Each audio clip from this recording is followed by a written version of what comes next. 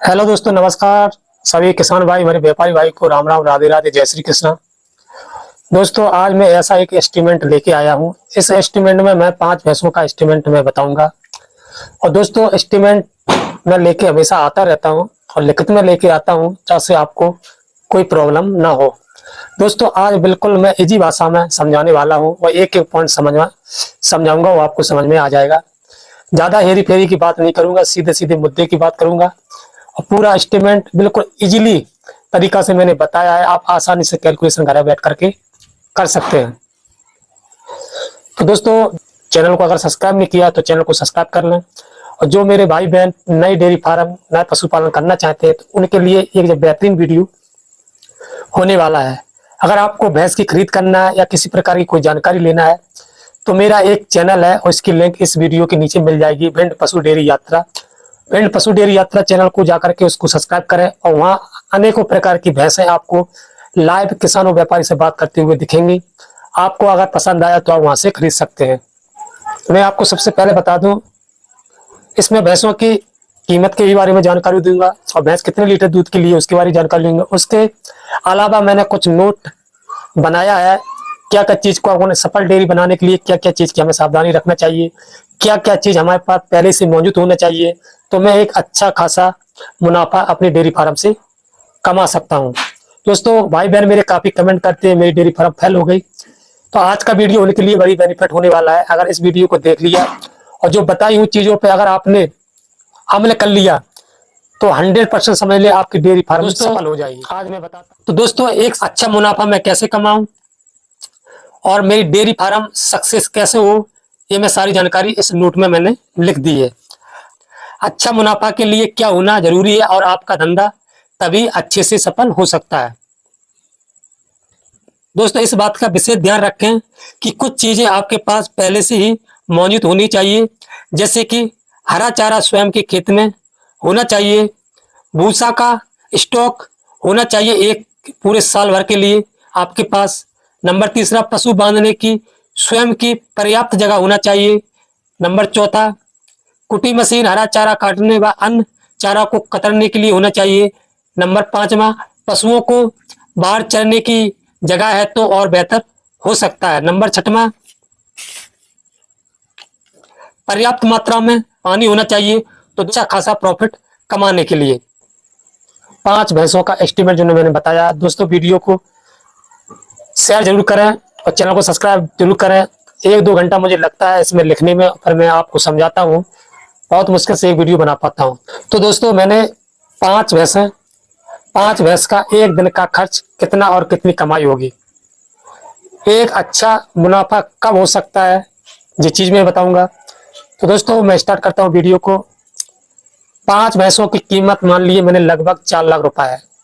कुछ 4 लाख रुपए 5 भैंसे की कीमत क्यों मान ली, कुछ भैंसे ज्यादा की भी होती है, कुछ भैंसे कम की होती हैं। और भैंसों का दूध में 12 से 13 लीटर प्रत्येक भैंस का हो सकता है।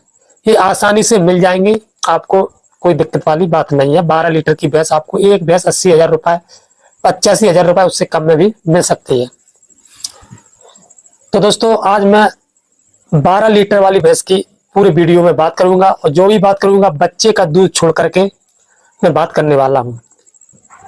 पहले पहले मैं एक भैंस की आय निकाल लेता हूं। जब मैं पहले एक भैंस की आय निकाल लूंगा, तो मैं 5 भैंसों की आय और बचत और खर्चा आसानी से निकाल सकता हूं। तो 5 भैंसों के बच्चे का दूध छोड़ने के बाद मैं बात करूंगा। दूध का भाव लगभग मैं 50 रुपए रखता हूँ, कहीं ज्यादा हो सकता है, कहीं कम हो सकता है। वो आपकी एरिया, आपकी सिटी, आपके गांव के अनुसार हो सकता है। अगर आप दूध फैट पे दे रहे हो तो हो सकता है भैंस का फैट अगर अच्छा होगा तो दूध आपको अच्छी कीमत में भी जाएगा। एक भैंस की आय एक दिन की कितनी होगी? पहला है, एक भैंस की आय एक दिन की कितनी होगी। मैंने एक भैंस रख ली है और एक भैंस को मैं 12 लीटर की भैंस रखता हूँ, 12 लीटर की है।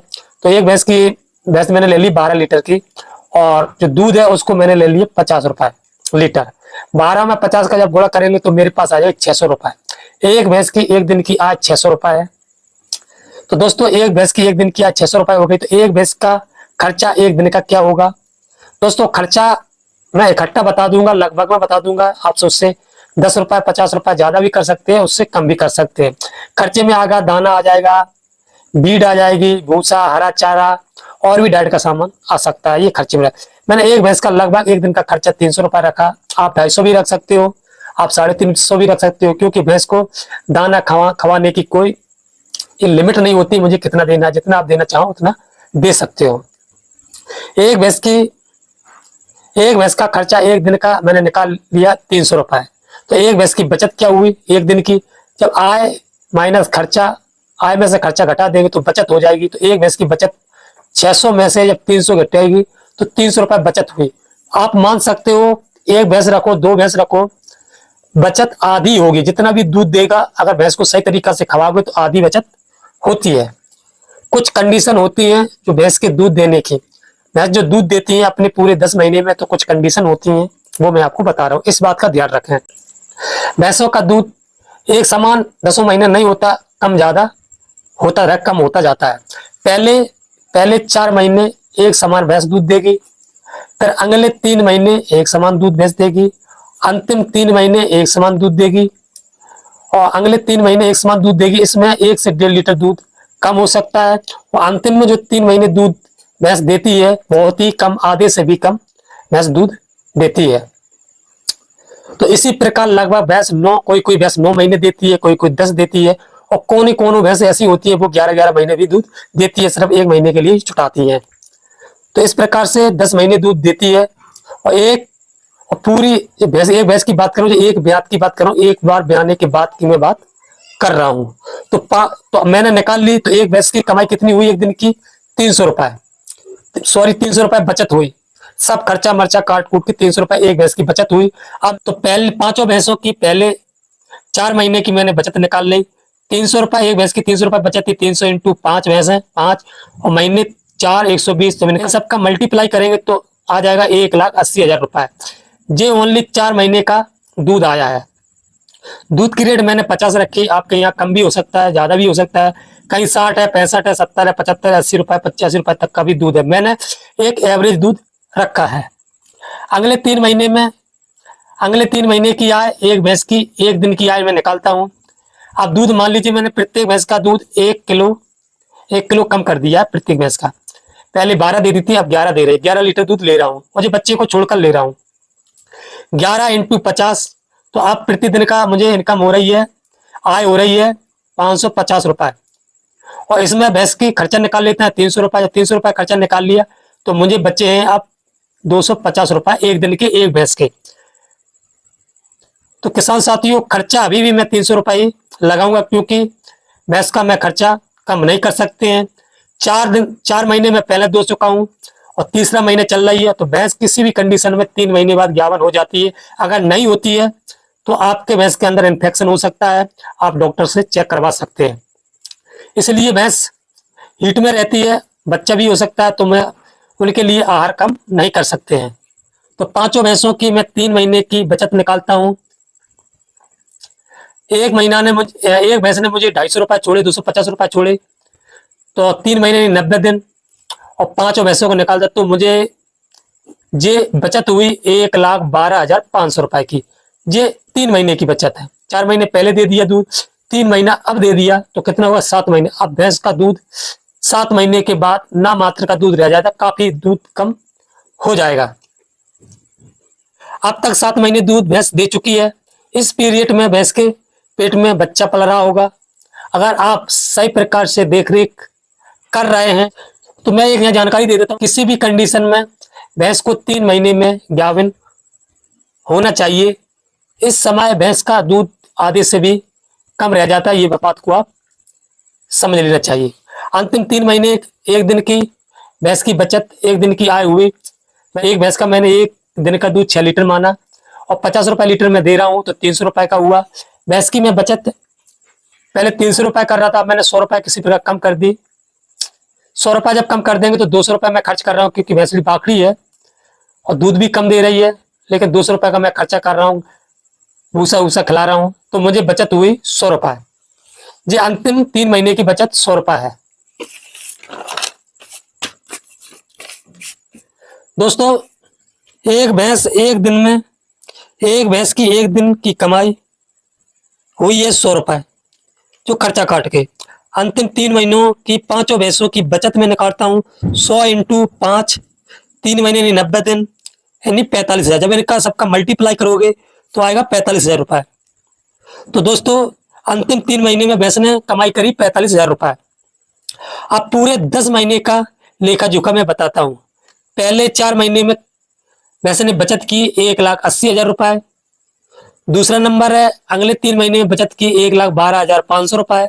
और अंतिम 3 महीने में भैंस ने बचत की मात्र 45,000 रुपए।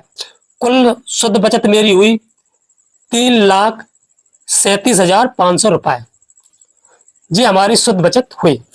दोस्तों अब मैं आपको बताता हूं मैंने क्या छोड़ा क्या जोड़ा।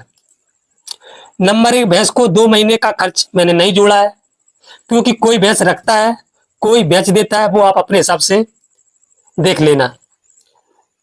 नंबर दूसरा, लेबर चार्ज खर्च नहीं जोड़ा है। अधिक मुनाफा के लिए स्वयं कार्य करें, ये मेरी सलाह है, तो मुनाफा अधिक होगा। मेडिसिन चार्ज खर्च नहीं जोड़ा। भैंस को कोई भी गंभीर बीमारी नहीं होना चाहिए, वो अपने हिसाब से आप देख सकते हैं। तो दोस्तों एक अच्छा मुनाफा मैं कैसे कमाऊं और मेरी डेयरी फार्म सक्सेस कैसे हो, ये मैं सारी जानकारी इस नोट में मैंने लिख दी है।